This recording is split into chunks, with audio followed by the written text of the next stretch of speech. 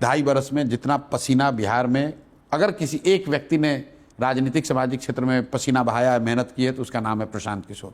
1 करोड़ लोगों को इकट्ठा करके दल खड़ा कर दिया।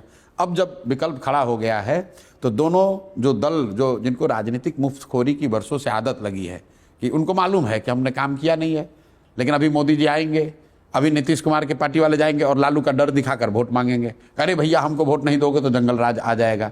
इसी तरह लालू जी को मालूम है कि उन्होंने कुछ नहीं किया है, उनके पास कोई कार्यक्रम नहीं, कुछ काम नहीं, सिर्फ जाकर ये कहना अरे भाई मुसलमानों देख लो, भाजपा फिरका परस्त शक्तियों को रोकना है, सांप्रदायिक शक्तियों को रोकना है, तो हमको वोट दो, नहीं तो भाजपा आ जाएगी।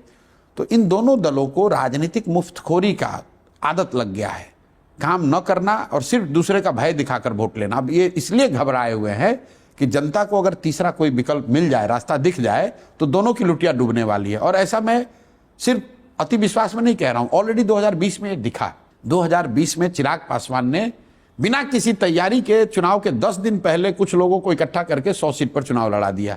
तो आपने देखा कि जो मैं बात बता रहा हूं, बदलाव की या विकल्प की चाहत इतनी बड़ी थी कि अपने आप को सूरमा समझने वाले नीतीश कुमार और जदयू 70-72 से घट के 42 पर आ गए।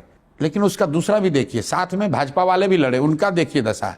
लोगों को लगता है कि सिर्फ जदयू की सीट कम हुई, ऐसी बात नहीं है। भाजपा का स्ट्राइक रेट भी 90 से घटकर 60 हो गया, क्योंकि जब पिछली बार नीतीश और भाजपा साथ में लड़े थे 2010 में, तो 101 सीट में भाजपा 91 सीट जीती थी।